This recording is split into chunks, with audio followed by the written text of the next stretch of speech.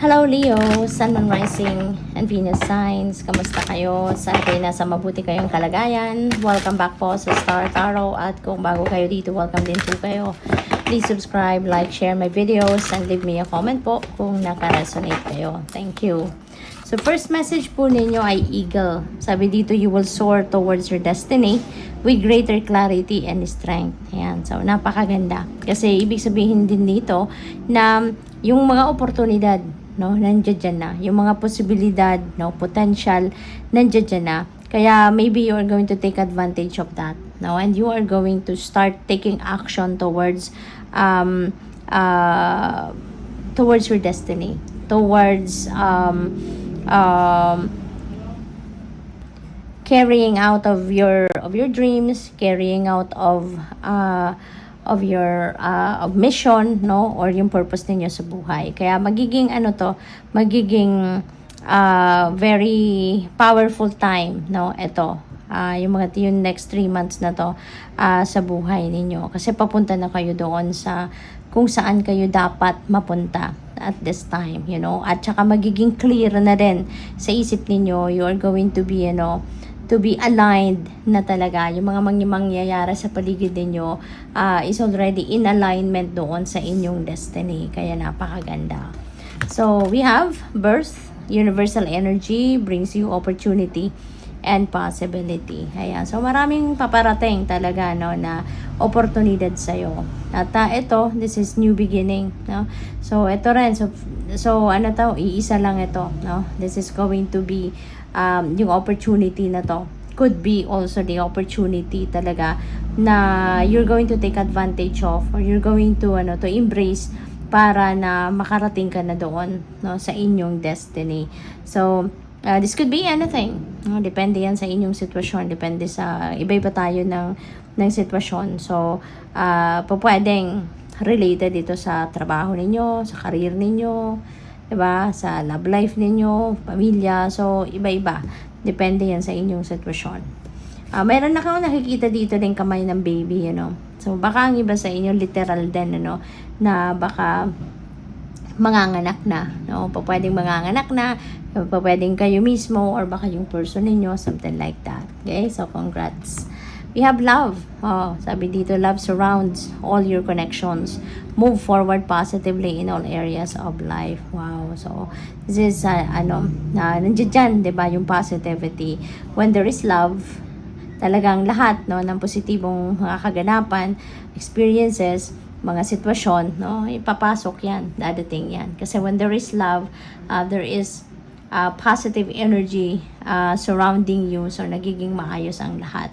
Nagiging maganda, no, ang sitwasyon ng bawat area of life when papaandarin mo or papairalin mo yung pagmamahal, 'di ba?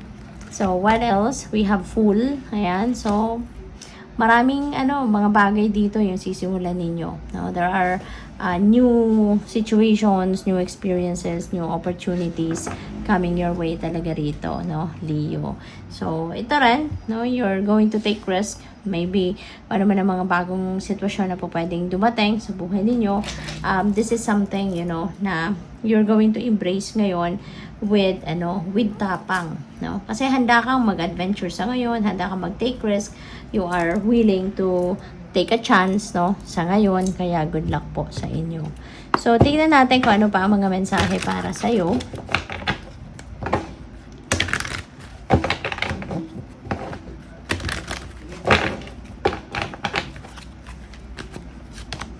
We have number 7, patience and planning. Ayan. So, you may need to practice patience, no, sa ngayon while you are siguro making plans for whatever it is that you are going to do.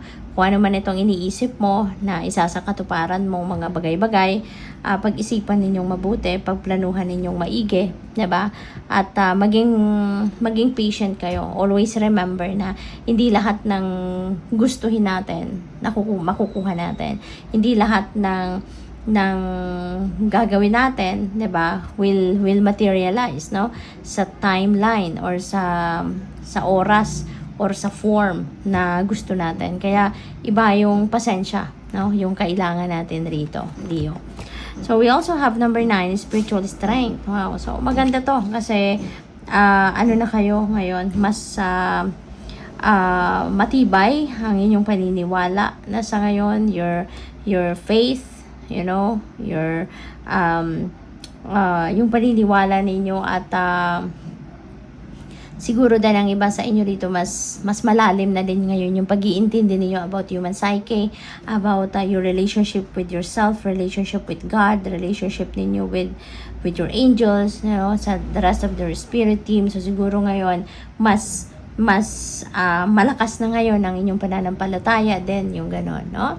So, what else? We have number 8, positive movement forward. So, yung mga sisimulan ninyong bagong ganap sa buhay ngayon, this new beginnings na to, you know, this is you moving forward, no? And you are moving forward in a positive direction. So, napakaganda kasi talagang papunta kayo dito sa pag-improve ng inyong sarili, pag-improve ng inyong buhay, pag-move forward ninyo na sa buhay at ang hinahangad ninyo rito, ay ang goal ninyo rito is makarating kayo doon sa kung saan kayo dapat makarating, ano ang para sa'yo. You're just going to claim kung ano ang deserve ninyo, kung ano ang para sa'yo, yung gano'n, ano? So, feeling ko dito, you're not aware or you don't know exactly kung ano ang mararating ninyo or sa kung saan talaga kayo hihinto, 'di ba? But yung journey ninyo is what matters to you. Yung journey ninyo papunta sa inyong destiny, no? Kung ano man ito.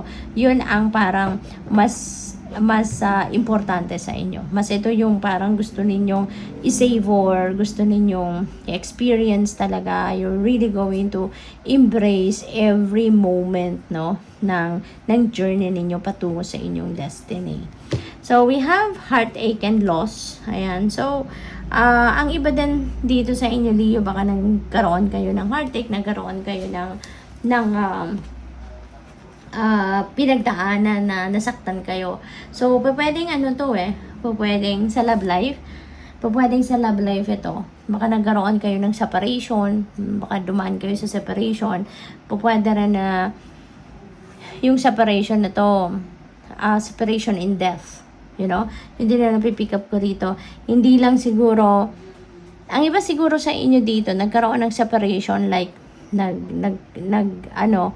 yung na-dissolve, kunyari, yung marriage ninyo, na-dissolve, no? Pwedeng na-annul, pwedeng nag-divorce, pwedeng nasa legal separation, yung ganon, or talagang, yung parang kung mag-jowa lang, baka nag-break, yung ganon. Pero yung loss na to, meron ako napipick up dito na maybe someone dito have lost your loved one in death. Siguro, namatayan, no?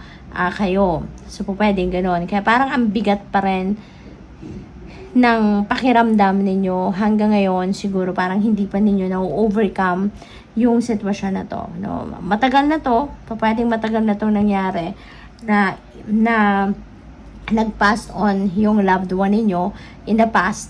No? Pero hanggang ngayon siguro hindi pa ninyo to na hindi pa ninyo nalalagpasan.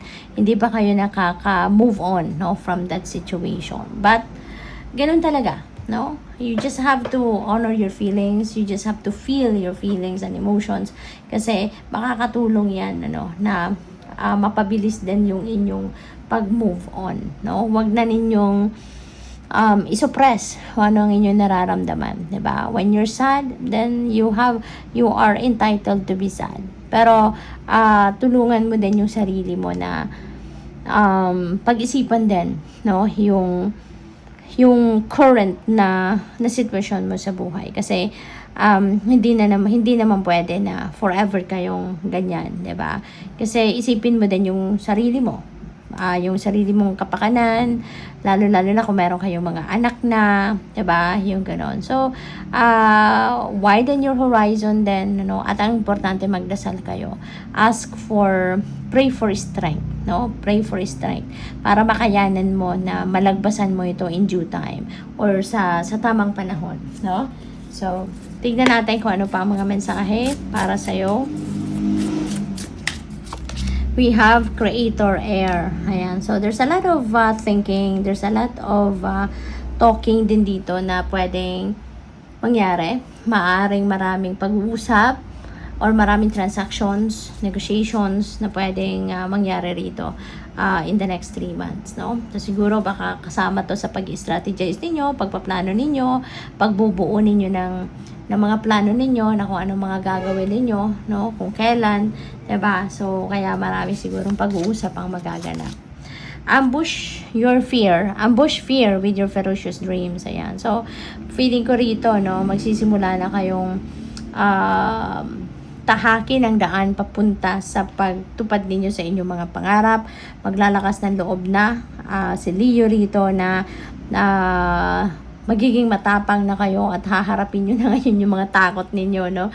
Na yung mga nakaraang panahon, yung takot, yung namamayani sa puso ninyo, yung takot, yung parang mas makapangyarihan, 'di ba? Sa isip ninyo kasi ito yung nag-hold back sa'yo. Ito yung pumipigil sa'yo, no? Para mag-take action ka. Kaya ngayon, you are going to, to set aside your fear, no? At gagawin mo ang lahat dito para matupad mo na ngayon yung mga pangarap.